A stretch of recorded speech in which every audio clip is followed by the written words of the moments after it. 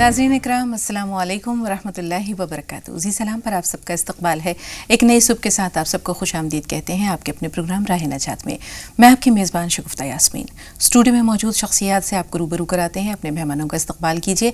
आप सबकी तरफ से और अपनी तरफ से खुश आमदीद कहना चाहेंगे कारी फजलुर रहमान साहब को, पुरतपा खैर मखदूम कारी साहब आपका खुश आमदीद, सना सैयद को भी, सना आपका भी इस्तकबाल है। शुक्रिया। तो नाज़रीन इससे पहले कि अपने प्रोग्राम का बाज़ाब्ता तौर पर हम आगाज़ करें, आपको अपने मौजू के बारे में बता देते हैं। आज हमारा मौजू है बुख्ल का अंजाम। इस पर बहुत भरपूर गुफ्तगू होगी, लेकिन अपने प्रोग्राम का आगाज़ करेंगे कारी साहब की खूबसूरत आवाज़ से।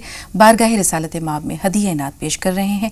आप और हम जबीन न्याज़ खम करते हैं। कारी साहब आगाज़ कर रहे हैं, आगाज़ कीजिए कारी साहब। जहाँ रोज़े पाके खैरुल वरा है, जहाँ रोज़े पाके खैरुल वरा है, वो जन्नत नहीं है तो फिर और क्या है। कहाँ मैं कहाँ ये मदीने की गलियाँ, ये किस्मत नहीं है तो फिर और क्या है। कहाँ मैं कहाँ ये मदीने की गलियाँ, ये किस्मत नहीं है तो फिर और क्या है। मुहम्मद की अज़मत को क्या पूछते हो कि वो साहिबे काबा कौसैन ठहरे। मुहम्मद की अज़मत को क्या पूछते हो कि वो साहिबे काबा कौसैन ठहरे। बशर की सरे अर्शे मेहमान नवाजी, बशर की सरे अर्शे मेहमान नवाजी, ये अज़मत नहीं है तो फिर और क्या है। जहाँ रोज़े पाके खैरुल वरा है, वो जन्नत नहीं है तो फिर और क्या है। जो आसी को कमली मैं अपनी छुपा ले, जो दुश्मन को भी ज़ख्म खा कर दुआ दे, जो आसी को कमली मैं अपनी छुपा ले, जो दुश्मन को भी ज़ख्म खा कर दुआ दे, खा कर दुआ दे। उसे और क्या नाम देगा ज़माना, वो रहमत नहीं है तो फिर और क्या है। क़यामत का एक दिन मुक़र्रर है, लेकिन हमारे लिए हर नफस है क़यामत। क़यामत قیامت کا ایک دن مقرر ہے، لیکن ہمارے لیے ہر نفس ہے قیامت۔ مدینے سے ہم جانثاروں کی دوری، مدینے سے ہم جانثاروں کی دوری، قیامت نہیں ہے تو پھر اور کیا ہے؟ تم اقبال یہ نعت کہہ تو رہے ہو، مگر یہ بھی سوچا کہ کیا کر رہے ہو؟ تم اقبال یہ نعت کہہ تو رہے ہو، مگر یہ بھی سوچا کہ کیا کر رہے ہو؟ کہاں تم کہاں مدح ممدوح یزیدہ، کہاں تم کہاں یہ مدح ممدوح یزیدہ، یہ جرت نہیں ہے تو پھر اور کیا ہے؟ جہاں روضہ پاک خیر الورا ہے، وہ جنت نہیں ہے تو پھر اور کیا ہے؟ سبحان اللہ قاری صاحب، سما باندھ دیا آپ نے، دل جگر سمو بسر سب سرشار ہو گئے۔ امید ہے کہ ہمارے ناظرین کو بھی یہ خوبصورت پرفارمنس پسند آئی ہوگی۔ دل سے جو بات نکلتی ہے اثر رکھتی ہے، ہمارے دلوں پر تو بہت اثر ہوا، یقیناً ہمارے ناظرین کے دلوں کو بھی متاثر کیا ہوگا قاری صاحب کی اس خوبصورت پرفارمنس نے۔ تو ناظرین، اس سے پہلے کہ ہم ثنا کی جانب بڑھیں، ایک بار اپنے موضوع کے تعلق سے تھوڑی سی باتیں کر لیتے ہیں۔ ہمارا آج کا جو موضوع ہے وہ ہے بخل کا انجام۔ حضرت ابی ہریرہ سے روایت ہے کہ رسول پاک صلی اللہ علیہ وسلم نے فرمایا، السخی قریب من اللہ قریب من الجنت قریب من الناس بعید من النار، والبخیل بعید من اللہ بعید من الجنت بعید من الناس قریب من النار۔ یعنی جو سخی ہے وہ اللہ سے قریب ہے، جنت سے قریب ہے، لوگوں سے قریب ہے، جہنم سے دور ہے۔ بخیل اللہ سے دور ہے، جنت سے دور ہے، لوگوں سے دور ہے اور جہنم سے قریب ہے۔ تو اللہ تعالیٰ کو ایسا شخص جو کہ بخیل ہے لیکن وہ عبادت گزار نہیں ہے، وہ زیادہ پسند ہے بنسبت اس کے کہ جو بخیل ہے اور مومن ہے۔ حضرت یحییٰ نے ایک مرتبہ شیطان سے پوچھا کہ تیرے دل سے قریب کون ہے، تجھے سب سے زیادہ نفرت کس سے ہے؟ شیطان نے کہا کہ مجھے سب سے زیادہ محبت بخیل مومن سے ہے اور سب سے زیادہ نفرت فاسق سخی سے ہے۔ حضرت زکریا نے پوچھا ایسا کیوں؟ تو شیطان نے کہا کہ مجھے بخیل مومن سے محبت اس لیے ہے کہ اس کا بخل کافی ہے اسے جہنم میں لے جانے کے لیے، لیکن جو فاسق سخی ہے مجھے اس کی طرف سے دھڑکا لگا رہتا ہے کہ نہ جانے کب اس کی سخاوت اللہ تعالیٰ کو پسند آ جائے اور وہ اسے بخش دے۔ تو یہ ہے سخاوت کی جزا اور بخل کی سزا۔ اس پر بہت تفصیلی گفتگو ہوگی، لیکن بخل سے متعلق ثنا کے پاس ایک بہت خوبصورت نظم ہے اور ثنا سے ہم گزارش کریں گے کہ وہ نظم پیش کریں۔ السلام علیکم ورحمۃ اللہ وبرکاتہ۔ بسم اللہ الرحمن الرحیم۔ دل ہمارا سکون پا جائے،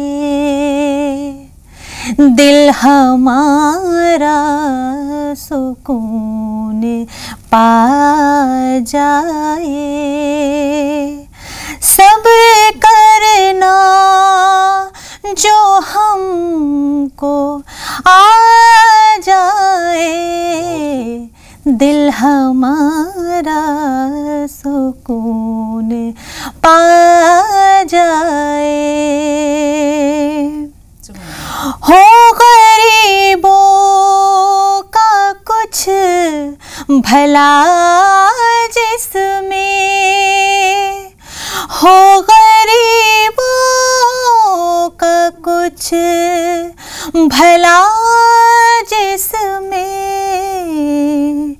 کام ایسا ہی بس کیا جائے، کام ایسا ہی بس کیا جائے۔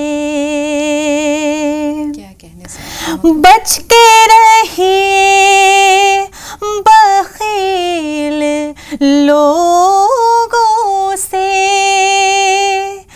بچ کے رہیے بخیل لوگوں سے، ان کو سامان کیوں دیا جائے، ان کو سامان کیوں دیا جائے۔ جب دیا ہے خدا نے تم کو زر، جب دیا ہے خدا نے تم کو زر، بخل سے کام کیوں لیا جائے، بخل سے کام کیوں لیا جائے۔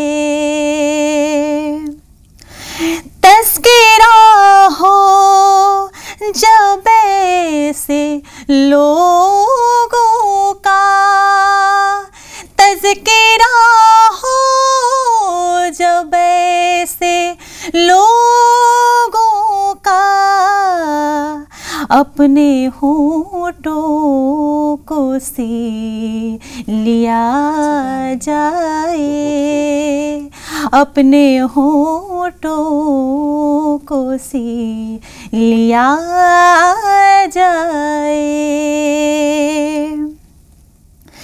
ذکر کیجئے زبیر کچھ ایسا، ذکر کیجئے زبیر کچھ ایسا، بے ضمیروں کو جو ہلا جائے، بے ضمیروں کو جو ہلا جائے۔ صبر کرنا جو ہم کو آ جائے، دل ہمارا سکون پا جائے، دل ہمارا سکون پا جائے۔ کیا کہنے سنا، جی تو چاہ رہا ہے کہ آپ پڑھتی رہیں، ہم سنتے رہیں، یوں ہی دم بخود بیٹھے۔ بہت لطف آیا آپ کا کلام سن کر، آپ کی خوبصورت پرفارمنس نے ہمارے بھی اور ناظرین سب کے دلوں کو چھو لیا، اتنا تو یقین ہے۔ تو ناظرین، یقیناً سنا نے جو کہا وہ صحیح کہا کہ صبر، توکل، استغنا، یہ تمام چیزیں ایسی ہیں جو انسان کو نیکی کے کاموں کی جانب راغب کرتی ہیں اور بخل سے بچاتی ہیں۔ تو بخل کا انجام، یہ ہمارا آج کا موضوع ہے، جس پر جناب مولانا عبداللہ طارق صاحب سے بھرپور گفتگو ہوگی، لیکن ایک چھوٹے سے بریک کے بعد۔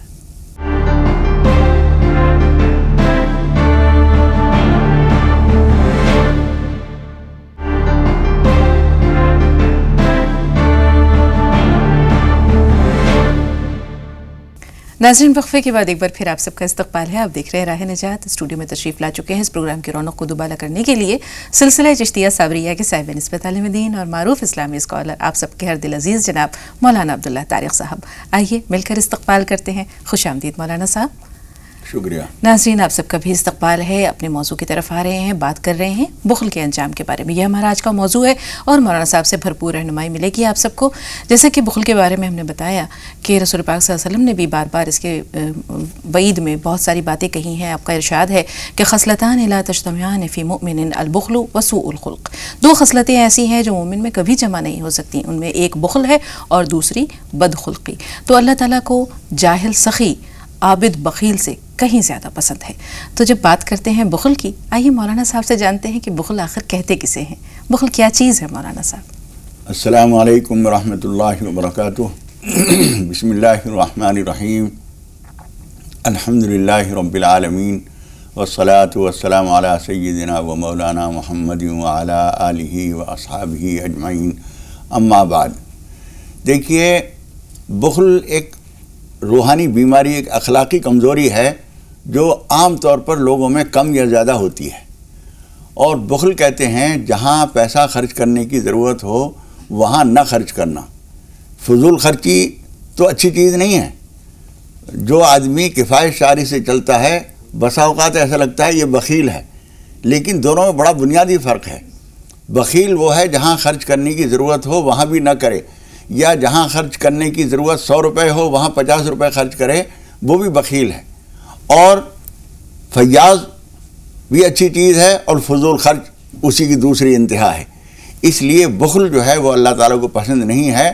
قرآن مجید میں ایک بات کہی گئی ہے، وَأُحْضِرَتِ الْأَنفُسُ الشُّحَّ، طبیعتوں میں لالچ رکھ دیا گیا ہے۔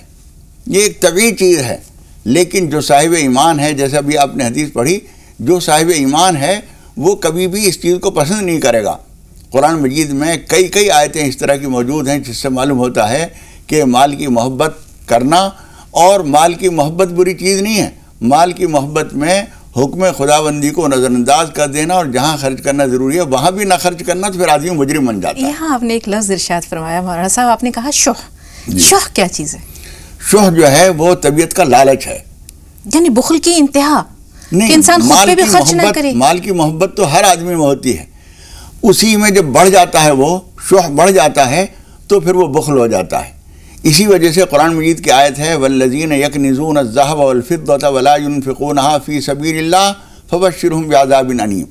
اے نبی مکرم صلی اللہ علیہ وسلم، آپ ان لوگوں کو جو پیسے جوڑ کے سینٹ کے جمع کر کے رکھتے ہیں، اور ولا ينفقونها فی سبیل اللہ، اور اسے راہ خدا میں خرچ نہیں کرتے ہیں، فبشرہم بعذاب علیم، ان کو دردناک عذاب کی خبر دے دیجئے، ان کو دردناک عذاب ہوگا۔ بالکل مولانا صاحب، یہاں یہ جو آیتیں ہیں، یہ سورہ توبہ کی جب یہ نازل ہوئی تو یہاں ایک بڑا خوبصورت واقعہ ہے، وہ ضرور اپنے ناظرین کے گوش گزار کریں گے۔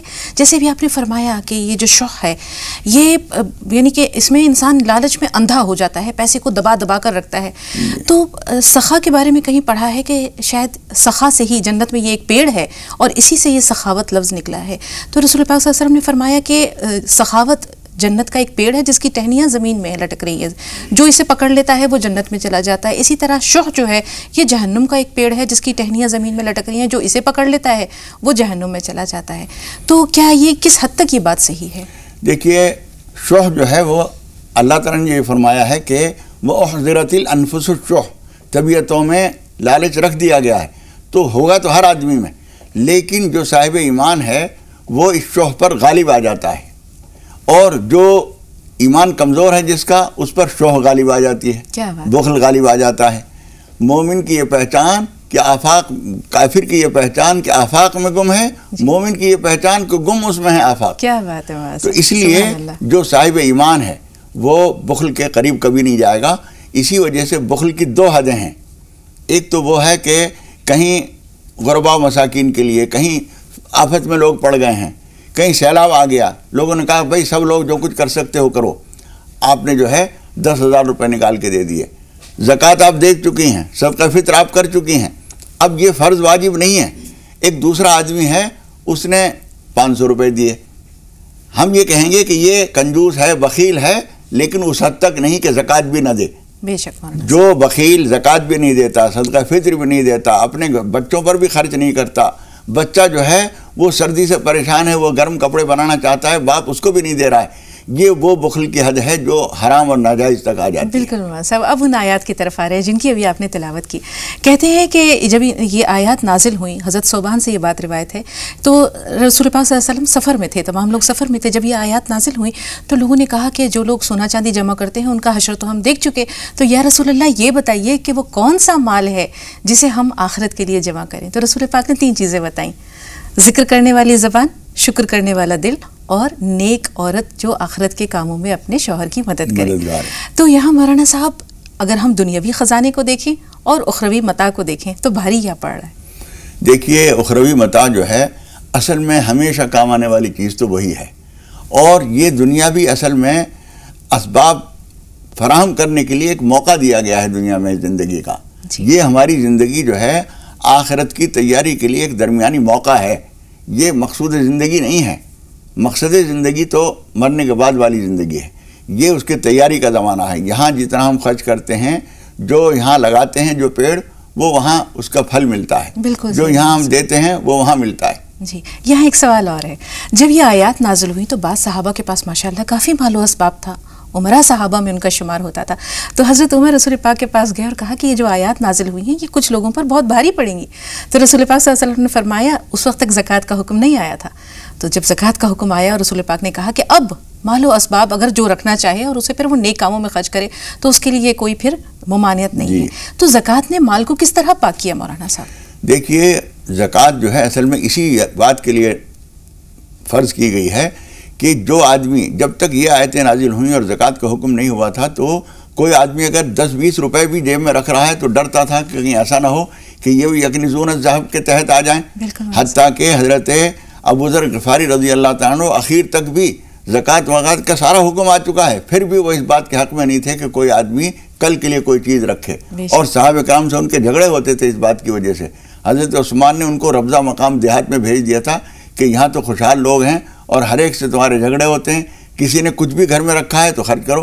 وہ کہتے ہیں زکوٰۃ ہم نے دے دی، صدقہ فطر دے دیا، کوئی اور ضرورت مند آیا اس کو بھی دے دیا، مسافر پردیسی آئے ان کو سواری دے دی، اونٹ دے دیا، کپڑے دے دیے، اب جو بچا ہوا ہے کیا پھینک تھوڑی دیں گے؟ کیونکہ نہیں، اس کو بھی خرچ کرو. اس بات کی وجہ سے اختلافات ہوتے تھے. یہ چیز اصل میں مجھے ایک واقعہ یاد آ رہا ہے جو قرآن مجید کی ایک آیت نازل ہوئی تھی. قرآن مجید میں اللہ تعالیٰ نے فرمایا وَمِنْهُمْ مَنْ عَاهَدَ اللَّهَ لَئِنْ آتَانَا مِنْ فَضْلِهِ لَنَصَّدَّقَنَّ وَلَنَكُونَنَّ مِنَ الشَّاكِرِينَ فَلَمَّا آتَاهُمْ مِنْ فَضْلِهِ بَخِلُوا بِهِ وَتَوَلَّوْا وَهُمْ مُعْرِضُونَ.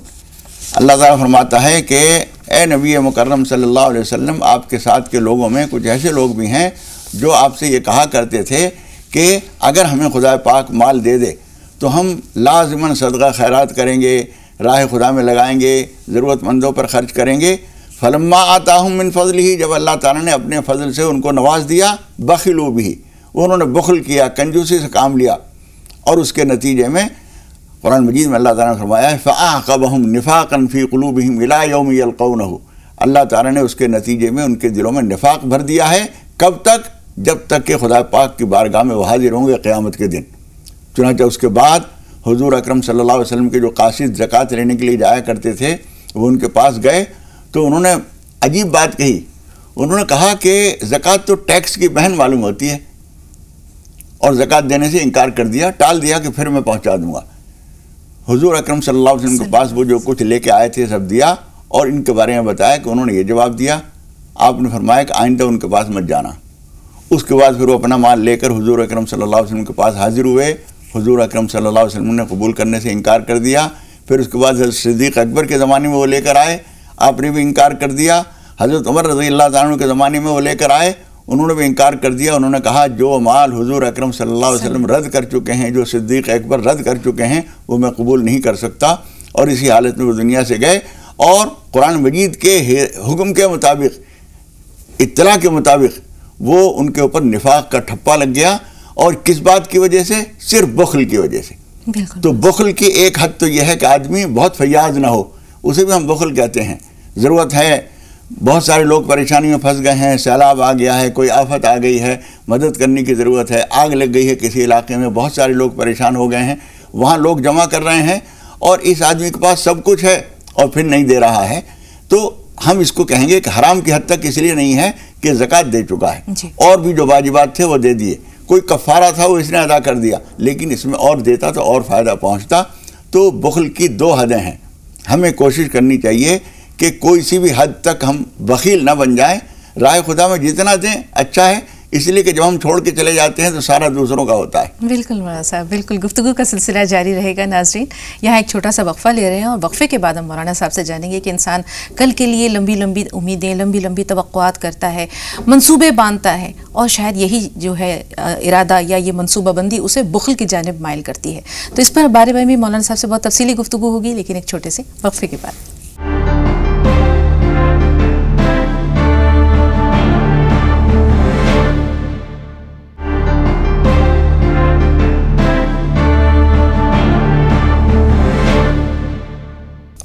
ناظرین، وقفے کے بعد ایک بار پھر آپ سب کا استقبال ہے۔ آئیے اپنے بات چیت کے سلسلے کو آگے لے چلتے ہیں۔ رسول اللہ صلی اللہ علیہ وسلم کا ارشاد ہے کہ اس امت کی صلاح کی ابتدا اللہ پر یقین اور دنیا سے بے رغبتی پر ہوئی ہے، اور اس کے فساد کی ابتدا بخل اور لمبی لمبی امیدوں پر ہوگی۔ تو لمبی لمبی امیدیں ہم کیوں رکھتے ہیں؟ کیوں لمبی لمبی توقعات وابستہ کر لیتے ہیں؟ کیوں منصوبہ بندی کرتے ہیں؟ کیا کہیں یہ ہمیں بخل پر آمادہ کرتی ہے؟ یہی ہمارا سوال ہے جسے لے کر ہم مولانا صاحب کی جانب بڑھ رہے ہیں۔ دیکھیے، آپ نے ایک لفظ بولا منصوبہ بندی۔ منصوبہ بندی بری چیز نہیں ہے، لیکن بری چیز یہ ہے کہ آدمی ساری چیزوں کے لیے اگر ایسا ہوا تو پھر کیا ہوگا، ایسا ہوا تو پھر کیا ہوگا۔ ہمارے پاس 10,000 روپے تو جمع ہیں، لیکن کہیں ایکسیڈنٹ ہو گیا تو 10,000 تو کچھ بھی نہیں ہے۔ لمبی لمبی امیدیں، لمبے لمبے اندیشے، لمبے لمبے خطرات کو سوچنا، یہ آدمی کو کنجوس بنا دیتا ہے، بخیل بنا دیتا ہے۔ زہد جو ہے وہ اس چیز کا نام ہے کہ زہد کا مطلب یہ نہیں ہے کہ ہم رہبانیت اختیار کر لیں۔ رہبانیت میں اور زہد میں فرق ہے۔ رہبانیت یہ ہے کہ آدمی دنیا کی تمام چیزوں سے بے تعلق ہو کر جنگلوں میں نکل جائے، ہر چیز سے واسطہ ختم کر دے۔ زہد اس کا نام ہے کہ بقدر ضرورت دنیا کو اپنائے، جائز حد تک کھائے پیے، بیوی بچے، کھانا پینا سب کچھ کرے، لیکن مال و دولت سے زیادہ دل نہ لگائے۔ ایک موقع پر ایک صاحب نے حضور اکرم صلی اللہ علیہ وسلم سے ایک عجیب سوال کیا، اللہ کے رسول مجھے ایسا طریقہ بتائیے کہ میں دنیا کی نظر میں بھی محبوب ہو جاؤں اور اللہ کی نظر میں بھی محبوب ہو جاؤں۔ تو حضور اکرم صلی اللہ علیہ وسلم نے بڑا کامیاب فارمولہ بتایا، بہت مختصر لفظوں میں۔ آپ نے فرمایا، اذہد فی الدنیا یحبک اللہ وازہد ما فی ایدی من ما فی ایدی الناس یحبک الناس۔ جو کچھ دنیا میں ہے اس سے بے نیاز ہو جاؤ، اللہ کے محبوب ہو جاؤ گے۔ وازہد فی ما فی ایدی الناس یحبک الناس، اور جو کچھ لوگوں کے ہاتھ میں ہے اس سے بے نیاز ہو جاؤ، لوگوں کی نظر میں محبوب ہو جاؤ گے۔ بالکل مولانا صاحب، یہاں ابھی آپ نے حضرت ابوذر غفاری کا ذکر کیا، میرا خیال میں وہ بہت ہی زاہد تھے۔ یعنی ان کا یہ کہنا تھا کہ اگر 1 درہم ہے تو یہ جہنم کا 1 داغ ہے، 2 درہم ہے تو یہ جہنم کے 2 داغ ہیں۔ کوئی اگر ان کے پاس کچھ پیسہ بچ جاتا تھا، وہ ہاتھ کے ہاتھ فوراً اسے غربا اور مساکین میں بانٹ دیا کرتے تھے۔ کسی شخص نے ان کے پاس شاید 30,000 درہم بھیجے یا دینار بھیجے، اور انہوں نے یہ کہہ کر واپس کر دیا کہ تجھے دنیا میں اللہ سے دھوکہ دینے والا میرے سوا اور کوئی نہ ملا، دھوکہ کھانے والا میرے سوا اور کوئی نہ ملا۔ تو مولانا صاحب، سوال یہ ہے کہ حضرت ابوذر غفاری اپنے زہد و اتقاء میں ایک مقام کو پہنچے ہوئے تھے، ہم اللہ کے حقیر بندے ہیں، ہمارے لیے زہد میں کیا مقام ہے؟ یہ بہت اچھا سوال ہے آپ کا۔ بات اصل میں یہ ہے کہ حضور اکرم صلی اللہ علیہ وسلم کے صحابہ کرام میں بہت سارے نمونے ہیں۔ زہد کا آخری نمونہ بھی ہے، دولت کے بھی بہت اعلیٰ درجے کے دولت مند بھی موجود ہیں، بہت زیادہ زاہدین بھی موجود ہیں۔ حضرت ابوبکر صدیق رضی اللہ تعالیٰ عنہ خرچ کرنے میں بے مثال ہیں، بہت زیادہ دولت مند نہیں تھے، لیکن حضور اکرم صلی اللہ علیہ وسلم نے یہ تک فرمایا کہ جتنا فائدہ مجھے ابوبکر کے مال سے پہنچا اتنا کسی کے مال سے نہیں پہنچا۔ حالانکہ مال میں دوسرے لوگ ان سے بڑے ہوئے تھے، لیکن بر وقت جس طرح سے انہوں نے اپنا مال پیش کیا، ایسے موقع پر ٹھیک نشانہ لگا کر کوئی اور دینے والا نہیں تھا۔ تو مالدار اور لوگ بھی تھے۔ حضرت ابوذر غفاری رضی اللہ تعالیٰ عنہ تمام صحابہ کرام میں اس لحاظ سے بے مثال ہیں کہ وہ زہد کے کمال کو پہنچے ہوئے تھے۔ ہمیں دیکھنا یہ ہے کہ ہم ان میں سے کیا درجہ اختیار کر سکتے ہیں۔ ہمارے پاس ایک بہت دولت مند وہ بھی ہیں جنہوں نے پورے لشکر کے سارے گھوڑے اور ہتھیار اور ساری چیزیں حضرت عثمان غنی رضی اللہ تعالیٰ عنہ نے دے دیں، اور سارا، حتیٰ کہ حضور اکرم صلی اللہ علیہ وسلم کی زبان مبارک سے یہ الفاظ ادا ہوئے کہ عثمان کے لیے اب اس کے بعد ما ضر عثمان بعد ھذا شیء، عثمان کو اب اس کے بعد کوئی چیز نقصان نہیں پہنچا سکتی، کچھ بھی کرے اب وہ۔ حالانکہ حضرت عثمان غنی سے یہ امید نہیں تھی کہ وہ کوئی غلط کام کریں گے، لیکن حضور اکرم صلی اللہ علیہ وسلم نے فرمایا کہ اس کے بعد عثمان کچھ بھی کریں اب اسے کوئی نقصان ہونے والا نہیں ہے، ایک ان کا ایک مقام بن گیا اللہ تعالیٰ کے یہاں، اب اسے کوئی ہلا نہیں سکتا۔ تو دولت میں حضرت عثمان، حضرت عبد الرحمن بن عوف اور دوسرے حضرات بہت سارے ہیں، لیکن زہد میں حضرت ابو ذر غفاری رضی اللہ تعالیٰ عنہ ایک نمونہ ہے۔ اس کے درمیان ہمارے لیے بہت سارے مواقع ہیں، کتنا خرچ کریں کتنا نہ کریں، بس کم سے کم خرچ کی حد، جس سے زیادہ کم کرنے کی گنجائش نہیں ہے، وہ تو واجبات ہیں، زکوٰۃ ہے، صدقہ فطر ہے۔ کوئی قسم کھا لی تھی، اب اس کا وہ پورا نہیں کر سکے ہم اس کو، تو اب اس کو کفارہ دینے میں کنجوسی کا آڑے آ رہی ہے کہ مسکینوں کو کھانا کھلائیں گے یا یہ کریں گے تو خرچ ہوگا۔ یہاں پر یہ رکاوٹ بن رہا ہے، مال کی محبت رکاوٹ بن رہی ہے، یہ وہ یکنزون الذہب والا سلسلہ شروع ہو جاتا ہے، وہ ممنوع بخل شروع ہو جاتا ہے۔ اگر یہ خرچ کر دیا، کوئی اور قسم کا کفارہ تھا وہ بھی ادا کر دیا، روزہ کسی وجہ سے چھوٹ گیا تھا، بیمار ہیں اور رکھا نہیں جا رہا، امید آگے رکھنے کی بھی نہیں ہے، فدیہ دینے کی گنجائش ہو گئی ہے، یا یہ کہ گھر کا کوئی آدمی ہے وہ روزہ نہیں رکھ سکا اور ہمیں اس کو فدیہ دینا ہے، اب فدیہ دیں گے تو اس میں مال خرچ ہوگا۔ اگر یہاں پر ہمارا بخل مانے آ رہا ہے، یہ بخل بھی خطرناک ہے، اور اگر کفایت شعری سے آپ چل رہے ہیں تو اس کے اندر کوئی خرابی نہیں ہے، وہ تو اچھی چیز ہے۔ بالکل مولانا صاحب، کفایت شعری پر بھی آپ سے ہم ضرور جانیں گے کہ اس بارے میں شریعت میں یا اسلام کیا حکم دیتا ہے، لیکن یہ بھی ہم دیکھتے ہیں کہ جیسے کہ کل کے لیے بچا نہ رکھنے کا بھی ہمیں رسول پاک صلی اللہ علیہ وسلم کی سیرت سے یا ازواج مطہرات کی سیرت سے نمونہ ملتا ہے۔ ایک بار رسول پاک صلی اللہ علیہ وسلم حضرت بلال کے پاس گئے اور دیکھا کہ وہاں کھجوروں کا ڈھیر ہے، پوچھا ہے بلال یہ کیا ہے؟ کہا کہ کھجور ہیں تاکہ وقت ضرورت یہ استعمال کی جا سکیں۔ تو رسول پاک نے فرمایا کہ بلال کیا تمہیں خوف نہیں کہ قیامت کے دن تم اس کا دھواں دیکھو؟ خرچ کر ڈالو بلال، اللہ کے عرش میں عرش والے کے پاس کسی چیز کی بالکل مولانا صاحب کہ عرش والے کے پاس کسی چیز کی کمی نہیں ہے۔ لیکن یہ تو رسول پاک کا فرمان ہمارے سر آنکھوں پر اور ہمارے لیے یہ قابل تقلید اسوہ ہے، لیکن ایک سوال ذہن میں آ رہا ہے، جب ہم بنی اسرائیل کی تاریخ میں جھانکتے ہیں تو ہم دیکھتے ہیں کہ جب اللہ تعالیٰ نے من و سلوہ اتارا تھا اور انہوں نے اسے کل کے لیے بچا رکھا تو ان پر کس طرح کی وعید آئی تھی؟ کیا یہی صورتحال ہمارے ساتھ بھی آ سکتی ہے؟ دیکھیے، اس میں درجات ہوتے ہیں، بلال کا مقام ہر آدمی نہیں پا سکتا، لیکن حضور اکرم صلی اللہ علیہ وسلم نے ایک بات یہ بھی فرمائی ہے، ما آل من اقتصد، جو منصوبہ بندی سے چلتا ہے وہ کبھی تنگ دستی کا شکار نہیں ہوتا۔ اس کا مطلب یہ ہوا کہ منصوبہ بندی سے چلنا غلط نہیں ہے، لیکن منصوبہ بندی کے خوف سے کہ کہیں ایسا نہ ہو جائے، کہیں یہ نہ ہو جائے، اور اس کے نتیجے میں جماعت کرتے چلے جا رہے ہیں، لاکھ کے 2 لاکھ ہو گئے، 4 لاکھ ہو گئے اور 10 لاکھ ہو گئے، اور پھر کسی نے کہا کہ کیوں جمع کر رہے ہو؟ جو کہ فلاں آدمی کا ایکسیڈنٹ ہوا تھا، 10 لاکھ تو ایک ہی دفعہ میں خرچ ہو گئے تھے، کہیں ایسا نہ ہو جائے۔ جب ہم اس طرح کے اندیشوں کو سوچتے رہتے ہیں تو خدا نخواستہ اندیشے ہمیں گھیرتے بھی زیادہ ہیں۔ تو کفایت شعاری کس طرح کی جائے؟ صاحب اگر ہم بین دیکھیں، ایک طرف جو ہے وہ جمع خوری ہے، دوسری طرف انتہا درجے کی کنجوسی ہے، درمیانی راستہ کفایت شعاری ہے، وہ کس طرح کریں؟ دیکھیے، کفایت شعاری کا مطلب یہ ہے کہ جہاں ضروری ہے، شریعت کے لحاظ سے ضروری ہے، خاندان کی ضرورتیں ہیں، گھر میں جو ہے اب سردی کا موسم آ گیا، بیگم کہہ رہی ہیں کہ کچھ لحاف بنانے ہیں، پرانے لحاف بہت خراب ہو گئے ہیں، کمبل آنے ہیں، اب گھر کا جو مالک ہے، جو ہیڈ ہے، مکھیا ہے، وہ خرچ کرنے کے لیے تیار نہیں ہے۔ اس کا مطلب یہ ہوا کہ شریعت کی تو یہ ہے کہ زکوٰۃ اگر ادا نہیں کر رہے ہو تو خود شریعت کے مجرم بن گئے، صدقہ فطر ادا نہیں کر رہے ہو شریعت کے مجرم ہو گئے، کوئی کفارہ تمہارے پر لازم ہوا ہے وہ نہیں کر رہے ہو تو شریعت کے مجرم ہو گئے۔ لیکن سماجی طور پر مجرم کون آدمی ہے؟ جو گھر کی ضرورتوں کو نہیں دیکھتا، ماں باپ پریشان ہیں، بوڑھی ماں ہے، اس کو دوا دارو کی ضرورت ہے، لیکن یہ ٹال مٹول کر رہا ہے، پیسے موجود ہیں نہیں خرچ کر رہا ہے، یہ تو کنجوسی ہے۔ اور فضول خرچی یہ ہے کہ جہاں 100 کی ضرورت ہے وہ 500 خرچ کر دیے، یہ فضول خرچی ہے۔ درمیانے راستہ یہ ہے کہ جہاں جہاں ضرورت ہو وہاں دل کھول کے خرچ کرے، اور فضول خرچی 1 پیسے کی نہ کرے۔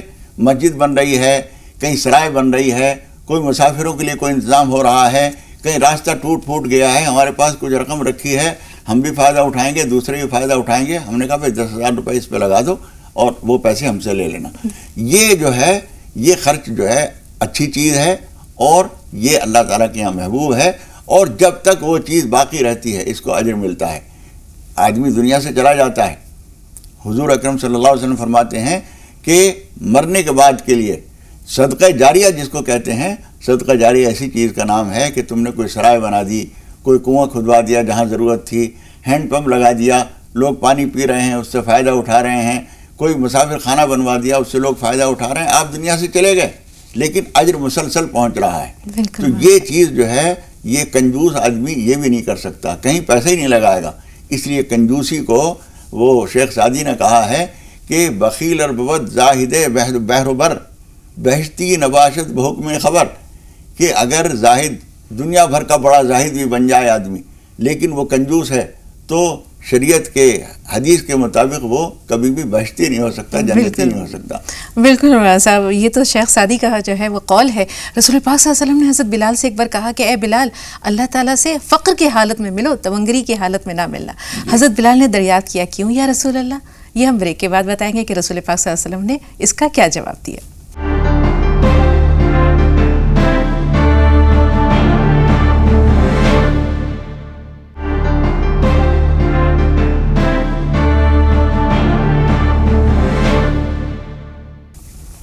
ناظرین، وقفے کے بعد ایک بار پھر آپ سب کا استقبال ہے۔ آئیے بات چیت کے سلسلے کو آگے لے چلتے ہیں۔ تو جب رسول پاک صلی اللہ علیہ وسلم نے حضرت بلال سے فرمایا کہ اے بلال، اللہ تعالیٰ سے فقر کی حالت میں ملنا، تونگری کی حالت میں نہ ملنا، تو حضرت بلال نے پوچھا کہ وہ کیسے یا رسول اللہ؟ رسول اللہ نے کہا کہ جب تم سے کوئی سوال کرے تو اسے اس کی مانگ یا مطالبہ پورا کر دو، اور جو کچھ ہو اسے چھپا کر نہ رکھو۔ اگر کوئی سائل آیا ہے تو بے خوف دے دو، اس اندیشے میں نہ پڑو کہ میرے لیے کیا رہے گا۔ یہاں ایک بہت پیارا واقعہ خود رسول پاک صلی اللہ علیہ وسلم کی زندگی سے منسوب ہے، وہ آپ بیان کیجیے مولانا صاحب۔ حضرت ام سلمہ رضی اللہ تعالیٰ عنہ کا ایک واقعہ ہے۔ حضور اکرم صلی اللہ علیہ وسلم تشریف لائے تو آپ کو بھوک لگ رہی تھی، آپ نے پوچھا کہ کچھ کھانے کے لیے ہو تو دو۔ انہوں نے کہا گوشت ذرا سا رکھا ہوا ہے، میں بنا کے ابھی دے دیتی ہوں۔ وہ جو لینے کے لیے طاق میں گئیں تو دیکھا کہ وہ اتنا ہی بڑا اسی شکل کا ایک پتھر کا ٹکڑا رکھا ہوا ہے۔ انہوں نے اٹھایا، حیران رہ گئیں۔ حضور اکرم صلی اللہ علیہ وسلم نے پوچھا کیا بات ہے، کیا حیرانی ہے؟ انہوں نے کہا کہ یہ گوشت تھا اور یہ اب میں دیکھ رہی ہوں تو پتھر کا ٹکڑا ہے۔ حضور اکرم صلی اللہ علیہ وسلم نے پوچھا کہ کیا ہوا تھا اس بیچ میں، جب تم نے رکھا تھا اس کے بعد سے کوئی بات ہوئی؟ انہوں نے عرض کیا اللہ کے رسول ایک مانگنے والا آیا تھا، میں نے اس کو یہ نہیں دیا، یہ سوچ کے کہ آپ آئیں گے اور آپ کو ضرورت ہوگی تو آپ کے لیے پیش کر دوں گی۔ حضور اکرم صلی اللہ علیہ وسلم نے فرمایا کہ اسی نحوست سے اس کے مانگنے اور تمہارے نہ دینے کے نتیجے میں یہ پتھر کا ٹکڑا ہو گیا ہے، اور یہ ظاہری طور پر اس لیے اللہ تعالیٰ نے دکھا دیا کہ میرے پاس یہ نہ پہنچے، ورنہ جب بھی کوئی آدمی ضرورت مند کو دینے سے روک لیتا ہے تو اس کے اندر وہی پتھر کی صفتیں پیدا ہو جاتی ہیں۔ بالکل۔ اس وجہ سے مال جو ہے اصل میں خرچ کرنے کے لیے ہے۔ حضور اکرم صلی اللہ علیہ وسلم نے فرمایا ہے یقول ابن آدم مالی مالی، آدم کا بیٹا کہتا ہے میرا مال میرا مال، حالانکہ اس کا مال صرف وہ ہے جو اس نے کھا کے ختم کر دیا، جو پہن کے گلا دیا، یا جو آخرت میں جمع کر دیا۔ باقی تمام مال جو ہے وارثوں کا ہے، یہ جو کوئی جھپٹ کے لے جائے مرنے کے بعد اس کا ہے۔ ہم جب دنیا سے جاتے ہیں تو اس طرح جاتے ہیں خالی ہاتھ، ہمارے ہاتھ میں کچھ نہیں ہوتا۔ تو یہی سمجھ کے رکھیے کہ یہ جو ہے جو کچھ مال میرے پاس ہے، میں یہاں ہمیشہ نہیں رہوں گا، لیکن یہ مال جو ہے میرے بعد اگر رہا تو یہ میرا نہیں ہوگا، میرا وہ ہوگا جو میں کھا لوں، استعمال کر لوں یا آخرت میں جمع کر دوں۔ سبحان اللہ، واقعی مولانا صاحب رسول پاک صلی اللہ علیہ وسلم نے یہ بھی فرمایا کہ ہر امت کا ایک فتنہ ہوتا ہے جس کی وجہ سے وہ ہلاک یا برباد ہوتی ہے، میری امت کا فتنہ مال ہوگا۔ بالکل، حضور اکرم صلی اللہ علیہ وسلم نے فرمایا کہ میری امت کا فتنہ مال ہے، اور ایک موقع پر آپ نے فرمایا کہ ایک وقت آ رہا ہے کہ تمہارے پاس اتنی دولت ہوگی اور اس قدر ریل پیل ہوگی کھانے کی کہ تم کھاؤ گے، اور ابھی مال اور کھانے کی چیزیں آنے والی ہوں گی اور تم کہو گے کہ یہ برتن اٹھاؤ اور اب دوسرا سامان آئے گا۔ تو صاحب کرام نے کہا اللہ کے رسول پھر تو بہت خوشی کی بات ہے کہ ہم سارے کاموں سے فارغ ہوں گے اور اب جو پریشانیاں ہمیں ہوتی ہیں وہ نہیں ہوں گی۔ تو حضور اکرم صلی اللہ علیہ وسلم نے فرمایا نہیں، بل انتم الیوم خیر منکم یومئذ، اس دن کے مقابلے میں تم آج ہی بہتر ہو۔ تھوڑا سا ملتا ہے شکر کرتے ہو، نہیں ملتا ہے صبر کرتے ہو، لیکن اس وقت جو ہوگا وہ زیادہ بڑی آزمائش ہوگی۔ اور تاریخ نے یہ ثابت کر دیا کہ جو لوگ فقر و تنگ دستی کی چکی میں پستے ہوئے کامیابی سے گزر گئے، وہ دولت کے ریل پیل میں سارے لوگ سلامت نہیں رہ سکے۔ بالکل مولانا صاحب، امام غزالی سے یہ بھی ملتی ہے روایت کہ مال جو ہے وہ سانپ کی مانند ہے، اس میں زہر بھی ہے اور تریاق بھی ہے۔ جی ہاں، تو ایک ہی سکے کے دونوں رخ ہیں۔ خواب میں کوئی آدمی اگر دیکھتا ہے، تعبیر کی کتابوں میں یہ لکھا ہوا ہے کہ خواب میں کوئی آدمی اگر دیکھتا ہے کہ سانپ آ رہا ہے، اس کا مطلب یہ کہ دشمن ہے۔ وہ جو حدیث شریف میں بھی آئی ہے اور قرآن مجید میں یہ بات آئی ہے کہ ان کو داغا جائے گا، انا کنزک انا مالک، وہاں اس میں یہ بھی آتا ہے کہ بڑا سانپ اس کو ڈسے گا اور وہ کہے گا میں تیرا مال ہوں، میں تیرا خزانہ ہوں، انا کنزک انا مالک، اور وہ ڈسے گا۔ خواب میں بھی اسی طرح سے نظر آتا ہے۔ خواب جو ہے وہ اصل میں اسی چیز کو دکھاتا ہے۔ جب کوئی آدمی دیکھتا ہے کہ میں اگر نظر آیا کہ اس نے سانپ آیا ہے اور اس نے اٹھا کے جیب میں رکھ لیا تو اس کی تعبیر تو یہ ہے کہ دولت ہے. اور اگر وہ آیا اور اس سے ڈر رہا ہے اور وہ بھاگ رہا ہے اور سانپ اس کا پیچھا کر رہا ہے یا اس کو ڈس لیا ہے, اس کا مطلب دشمن ہے. بالکل مولانا صاحب, یہاں ہم جو بات کرنا چاہ رہے ہیں وہ دیکھیں, ہم جیسے حضرت عثمان کی مثال آپ نے دی, حضرت عبد الرحمن بن عوف کی مثال دی, حضرت عبداللہ بن زبیر کی, یہ لوگ متمول صحابہ میں تھے, لیکن یہ صاحب مال بھی تھے اور اپنے مال سے لوگوں کو فائدہ بھی پہنچاتے تھے. تو مال کا فائدہ بھی ہے اور نقصان بھی ہے, تو یہ فائدہ اور نقصان کس طرح ہوتا ہے؟ بالکل ایسے سمجھ لیجئے, سانپ جو ہوتا ہے اس کے اندر کچھ من بھی نکلتا ہے. جو لوگ بہت پرانا جو سانپ ہوتا ہے اس کو جو شکار کرتے ہیں اور اس کے اندر سے نکالتے ہیں تو بہت قیمتی ایک پتھر ہوتا ہے جو بے مثال قیمتی چیز ہے. اس کے اندر جو ہے زہر بھی ہے اور تریاق بھی ہے. زہر جو ہے وہ اس کو اگر صحیح طور پر استعمال کر لیا تو وہ تریاق ہے, اور اگر مال کو اگر ہم نے صحیح استعمال نہیں کیا تو وہ زہر ہے. حضرت عبد الرحمن بن عوف رضی اللہ تعالیٰ عنہ کا ایک مرتبہ تجارتی قافلہ آیا تھا اور غلام تھے, باندیاں ہیں, نوکر چاکر ہیں, مال اتر رہا ہے, اونٹوں کی آواز ہے, ایک شور ہنگامہ تھا. پوچھا گیا کیسی آواز ہے؟ معلوم ہوا کہ عبد الرحمن بن عوف کا تجارتی قافلہ آیا ہے. تو حضور اکرم صلی اللہ علیہ وسلم کی ایک حدیث حضرت عائشہ رضی اللہ تعالیٰ نے سنائی کہ حضور اکرم صلی اللہ علیہ وسلم نے فرمایا کہ میں یہ دیکھ رہا ہوں کہ عبد الرحمن بن عوف جنت میں جا رہے ہیں لیکن گھٹنوں کے بل چلتے ہوئے جا رہے ہیں, کھڑے ہو کے نہیں جایا جا رہا ہے. یہ بات کسی نے حضرت عبد الرحمن بن عوف کو بتائی, وہ حاضر ہوئے اور انہوں نے پوچھا اللہ کے رسول آپ نے یہ بات فرمائی ہے؟ تو آپ نے فرمایا کہ ہاں میں نے یہ بات کہی ہے کہ تم جنت میں جا رہے ہو لیکن کھڑے ہو کے نہیں جا پاؤ گے, دولت کی وجہ سے گھٹنوں کے بل چل کے جانا پڑ رہا ہے تمہیں. تو انہوں نے عرض کیا اللہ کے رسول میں کھڑے ہو کے بھی جا سکتا ہوں. اور انہوں نے کہا یہ سارا مال جتنا آیا ہے اور یہ اونٹ اور یہ غلام اور باندی سب کے سب, حتیٰ کہ اس کے اوپر جو باردانہ تھا اور اس کی جو رسیاں تھیں اور اس کے پیکنگ کا سامان تھا, بوریاں تھیں, وہ سب رائے خدا میں دیتا ہوں. حضور اکرم صلی اللہ علیہ وسلم نے فرمایا کہ اب تم کھڑے ہو کے جا سکتے. کیا بات ہے, سبحان اللہ مولانا صاحب. معراج کا جو واقعہ رسول پاک صلی اللہ علیہ وسلم نے بیان کیا لوگوں سے, تو اس میں ایک یہ بھی تھا کہ جب آپ عیدگاہ میں گئے تو عورتوں کے مجمع سے گزر ہوا, فرمایا میں نے جہنم میں عورتیں بہت بڑی تعداد میں دیکھی ہیں, کثرت سے صدقہ کیا کرو. کیوں جہنم میں عورتیں زیادہ ہوں گی مولانا صاحب؟ دیکھیے عام طور پر گھر کی ذمہ داری عورت کے اوپر ہوتی ہے, اس لیے اس کے اوپر زیادہ دباؤ بھی ہوتا ہے.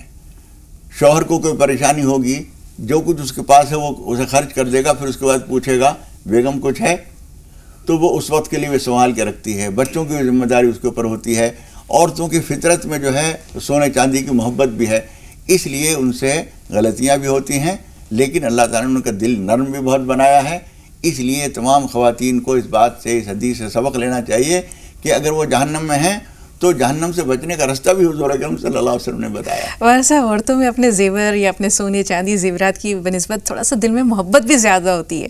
شاید زکوٰۃ کی ادائیگی نہ ہو سکتی ہو, یا وہ اس کو راہ خدا میں اس طرح سے خرچ نہ کر سکتی ہوں جس طرح ہم دیکھتے ہیں کہ رسول اللہ کے زمانے میں یا آپ کے تابعین کے زمانے میں لوگوں کے دلوں میں صدقہ و خیرات کے لیے بھرپور ذوق و شوق ہوتا تھا. تو شاید ایک وجہ یہ بھی ہو سکتی ہے. حضور اکرم صلی اللہ علیہ وسلم نے جب ترغیب دی تو اس وقت عورتوں نے بے تحاشا خرچ کیا. کانوں کی بالیاں اتار کے دے دیں, ہاتھوں کی چوڑیاں اتار کے دے دیں, انگوٹھیاں اتار کے دے دیں, جو گلے میں پہنے ہوئے تھیں وہ اتار کے دے دیا. تو خرچ بھی خوب کرتی تھی خواتین, لیکن یہ بہرحال ایک کمزوری ہے. وہ مال سے محبت ہوتی ہے, زیور سے محبت ہوتی ہے, ایک سے ایک لباس پہننے کا شوق ہوتا ہے. یہ شوق بھی اللہ تعالیٰ نے دیا ہے, لیکن اللہ تعالیٰ کی تعلیم یہ بھی ہے کہ جو کچھ تمہیں زیادہ محبوب ہے, لن تنالوا البر حتی تنفقوا مما تحبون, تم نیکی کا اعلیٰ مقام اس وقت تک نہیں پا سکتے جب تک کہ وہ چیزیں خرچ نہ کر دو جو تمہیں محبوب ہیں. اس لیے محبوب چیزوں کو راہ خدا میں خرچ کرنا اللہ سے قرب حاصل کرنے کا سب سے کامیاب ذریعہ ہے. بے شک مولانا صاحب, اور اپنی ضروریات میں جس قدر بھی ہو سکے کٹوتی کرنا چاہیے تاکہ آخرت میں وہ ہمارا حصہ اللہ کے ہاں جمع ہوتا جائے. شاید حضرت عمر بن عبدالعزیز, جنہیں 5واں خلیفہ راشد بھی کہا جاتا ہے, ان کی اہلیہ کا کوئی واقعہ ہے جس میں کچھ, شاید وہ ایک دن انہوں نے حلوہ بنا کر رکھا ان کے سامنے, تو انہوں نے دریافت کیا کہ یہ حلوہ کہاں سے, ہمیں جو بیت المال سے ملتا ہے روزینہ یا جو بھی ہمارا خرچ ہے تو اس میں حلوے کی گنجائش نہیں ہے. تو انہوں نے بتایا کہ امیر المومنین, میں جو آٹے کی خشک بچا کر آپ کے لیے یہ حلوہ بنایا ہے. تو اگلے دن انہوں نے بیت المال میں حکم دے دیا کہ جو مجھے آٹا ملتا ہے اس میں اور تخفیف کر دی جائے. ہاں, اس لیے کہ اس کا مطلب یہ ہوا کہ اس میں سے بچایا جا سکتا ہے, تو تھوڑا سا زیادہ آ رہا ہے, اس لیے انہوں نے کم کرا دیا. یہ کس کی بات ہے؟ ایک عام آدمی کی بات نہیں ہو رہی ہے, یہ خلیفہ وقت کی بات ہو رہی ہے, جس کا معیاری زندگی عام طور پر عام لوگوں سے اعلیٰ ہوتا ہے, بڑا ہوتا ہے. اس نے اتنا بھی اپنے لیے گوارا نہیں کیا جس میں سے اگر تھوڑا تھوڑا اگر 50 گرام بچایا جا سکتا ہے اور ہفتے بھر میں ایک خوراک کا کھانے کا بن گیا اور اس کا حلوہ بن سکتا ہے، انہوں نے کہا یہ بھی زائد آ رہا ہے، اس کے بغیر بھی کام چل سکتا ہے۔ مولانا صاحب یہاں جو تحسین ہے، وہ تحسین کے جو کلمات ہیں وہ ان کی اہلیہ کے لیے نکلتے ہیں، دو طرح سے نکلتے ہیں۔ اول تو یہ کہ انہوں نے کفایت شعاری سے کام لیا، دوسرے شوہر کی مرضی میں انہوں نے کوئی جو ہے وہ اپنی ناراضگی کا اظہار نہیں، مزاحمت نہیں کیا۔ یہ آج کے خواتین کے لیے کتنی قابل تقلید مثال ہے۔ اتنی بات نہیں، ان کے اس خاتون کے باپ کی طرف سے جو زیور ملا تھا بہت بڑی تعداد میں، اس کو انہوں نے کہا تھا کہ یہ زیور رہتے ہوئے تمہیں میں یہ نہیں کہتا، لیکن تم میرے ساتھ اگر رہو گی تو یہ زیور میرے ساتھ نہیں رہے گا، اس لیے کہ مسلمانوں کے بیت المال کی قیمت سے یہ بنایا گیا ہے، یا تو تم میرے ساتھ رہنا گوارا کرو تو اس کو چھوڑنا پڑے گا، اور اگر اس کو عزیز رکھتی ہو تو میرے ساتھ رہنا ممکن نہیں ہوگا۔ اس اللہ کی بندی، نیک بندی نے وہ سارا رائے خدا میں دے دیا، بیت المال میں جمع کر دیا، عام لوگوں کے استعمال کے لیے وہ چیز وقف کر دی گئی، اور وہ اسی طرح سے ساتھ دیا جیسی زاہدانہ زندگی عمر بن عبدالعزیز رحمۃ اللہ علیہ کی تھی، ویسی ہی زندگی ان کی بیوی نے اختیار کی۔ ہم خواتین کے لیے حضور اکرم صلی اللہ علیہ وسلم کی ازواج مطہرات اور دوسری خواتین، یا حضرت عمر بن عبدالعزیز رحمۃ اللہ علیہ کی جو بیوی کا جو آپ نے ذکر کیا، یہ خواتین ہمارے لیے نمونہ ہیں۔ ہم اس دنیا میں ہمیشہ رہنے کے لیے نہیں آئے ہیں، اور جتنا اس میں سے راہ خدا میں خرچ کریں گے اتنا ہی ہمیں آخرت میں ملے گا۔ قرآن مجید میں اللہ تعالیٰ نے فرمایا ہے کہ جو کچھ تم خرچ کرتے ہو راہ خدا میں تجدوہ عند اللہ، وہ اللہ کے پاس تمہیں مل جائے گا، ضائع نہیں ہو رہا ہے۔ اس لیے راہ خدا میں خرچ کرنا چاہیے، کچھ کنجوسی سے، بخل سے بچنا چاہیے۔ کفایت شعاری اچھی چیز ہے، لیکن ضروری کاموں میں خرچ نہ کرنا یہ کنجوسی ہے جو خدا پاک کے غضب و غضب کو دعوت دیتی ہے۔ اللہ تعالیٰ ہمیں اس سے محفوظ رکھے۔ آمین مولانا صاحب۔ اور یہ اگر اللہ تعالیٰ مسکینی کی کیفیت دیتا ہے تو یہ بھی اللہ کا ایک انعام ہے۔ رسول پاک صلی اللہ علیہ وسلم یہ دعا کیا کرتے تھے کہ اللہم احیینی مسکینا وامیتنی مسکینا واحشرنی فی زمرۃ المساکین۔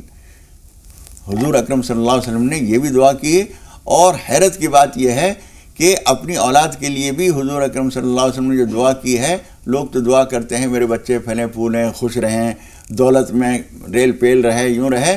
حضور اکرم صلی اللہ علیہ وسلم نے کیا دعا کی؟ اللہم اجعل رزق آل محمد قوتاً، اے پروردگار محمد کی آل کی روزی جو ہے بقدر بقائے حیات ان کو دے، جس سے زندگی برقرار رہ سکے، اتنا دے، زیادہ ریل پیل ان کو نہ ملے۔ یہ وہ لوگ تھے مولانا صاحب جنہوں نے اس دنیا کو چھوڑ کر آخرت کو اپنے لیے چن لیا تھا کہ وہی باقی رہنے والی متاع ہے، وہی باقی رہنے والی زندگی ہے۔ تو ہم یہ بھی دیکھتے ہیں کہ حضرت عائشہ نے جب یہ دریافت کیا کہ آپ یہ دعا فرما رہے رسول اللہ، تو رسول اللہ نے فرمایا کہ جو فقراء ہیں وہ اپنے اغنیاء سے 40 سال قبل جنت میں چلے جائیں گے۔ جی ہاں، مسکین ہونا اتنا بڑا انعام ہے۔ یہ انعام اس لیے ہے کہ جو گندی چیز ہے دنیا، اس سے اس نے اپنے آپ کو وابستہ نہیں کیا، اپنا دل اس سے نہیں لگایا۔ جگہ جی لگانے کی دنیا نہیں ہے، یہ عبرت کی جا ہے، تماشا نہیں ہے۔ یہ جو کچھ اللہ تعالیٰ نے دیا ہے، قرآن مجید میں اللہ تعالیٰ نے فرمایا ہے کہ جو کچھ ہم نے تمہیں دیا ہے وہ سارا کا سارا تمہارا نہیں ہے، تمہارے مالوں میں مسکینوں کا، پردیسیوں، مسافروں، محتاجوں کا بھی حصہ ہوتا ہے، اس لیے ان کو بھی دیا کرو۔ یہ اللہ کے مسئلے سے ہے کہ ایک کو زیادہ دیا، ایک کو کم دیا، لیکن جس کو زیادہ دیا ہے اس کو حکم دیا ہے کہ دوسروں کی ضرورتوں کا خیال رکھو، اسے شکر کرنا چاہیے اور اسے صبر کرنا چاہیے۔ ہمارے بہت سارے کالرز ناظرین ایسے ہوتے ہیں جن کے سوالات ایسے ہوتے ہیں کہ روزی روٹی کی بہت تنگی ہے، اپنا گھر نہیں ہے، کرائے کے مکان میں رہ رہے ہیں، تو ان سب کے لیے آپ کے پاس کیا پیغام ہے کہ کس طرح سے وہ صبر کریں اللہ کے دیے ہوئے میں؟ مزید کی دعا اگر کرنا چاہیں تو کس حد تک؟ کیونکہ جو حل من مزید ہے یہ بہت خطرناک چیز ہے اور اس کو صرف قبر کی مٹی بھر سکتی ہے۔ تو اللہ سے صلی اللہ علیہ وسلم نے فرمایا ہے کہ آدمی کو اگر دو جنگل بھرے ہوئے مال بھی دے دیا جائے، لو کان لابن آدم وادیان من مال لابتغى ثالثا ولا یملأ جوف ابن آدم الا التراب، 2 جنگل بھر کے بھی اگر دولت اس کو مل جائے تو اس کا پیٹ نہیں بھرے گا، اس کے پیٹ کو قبر کی مٹی ہی بھر سکتی ہے۔ اس لیے جو لوگ تنگ دستی میں ہیں وہ ایک طرح سے شکر گزار ہوں اللہ تعالیٰ کے، پروردگار تو انہیں دولت نہیں دی، ہو سکتا تھا کہ دولت ملتی تو دولت کے تقاضے ہم پورے نہ کر سکتے، اس لیے دولت ملے تو اس کے لیے دیکھنا ضروری ہے کہ اس کو ہمیں کہاں کہاں خرچ کرنا ہے۔ ہو سکتا ہے کہ ایک آدمی ضرورت مند آیا اور ہم نے اس کو نہیں دیا اور اس کی پکڑ ہمارے اوپر ہو جائے۔ یہاں سوال ہے مولانا صاحب، ایک حقیقی مستحق ہے جو واقعی حقدار ہے، اور ایک ہے جس نے کاروبار بنا رکھا ہے، پیشہ بنا رکھا ہے۔ اب ہمارے لیے کیا حکم ہے؟ انہیں بھی، اسے بھی دیں اور اسے بھی دیں؟ دیکھیے کوشش تو یہ کیجیے کہ جو واقعی ضرورت مند ہے اگر آپ پتہ لگا سکتی ہیں تو اس کا پتہ لگائیے کہ ضرورت مند کو دے دیجیے. ورنہ ایک بات میں کہا کرتا ہوں مثالاً کہ ویسٹیج کا ایک کھانا ہمارے یہاں زندگی میں ہر معاملے میں ہوتا ہے. ہم پریس میں کاغذ دیتے ہیں تو پریس والا کہتا ہے کہ اگر 1000 کتاب آپ کو چھپوانی ہے تو 1000 کا کاغذ نہ دیجیے، زیادہ کا دیجیے، 1100 کا دیجیے، اس لیے کہ لازماً ویسٹیج ہوگا. روشنائی تیز ہو جائے گی، کہیں مڑ جائے گا، کوئی کاغذ بیکار ہو جائے گا، فرما خراب ہو جائے گا. اسی طریقے سے صدقہ خیرات میں بھی ویسٹیج کا ایک کھانا ہے، اور وہ کھانا یہ ہے کہ ایک ضرورت مند نہیں تھا، ہم نے اسے بھی دے دیا. لیکن یہ اتنا بڑا خطرہ نہیں ہے جتنا بڑا خطرہ یہ ہے کہ وہ پیٹ بھرا سمجھ کے ایک نہیں دیا اور وہ واقعی ضرورت مند تھا. بالکل مولانا صاحب درست فرمایا. چلتے چلتے اگر اللہ سے ہم مانگیں اپنے لیے تو کس طرح مانگیں، کیا مانگیں، اور دنیا میں کتنا اور کیا طلب کریں؟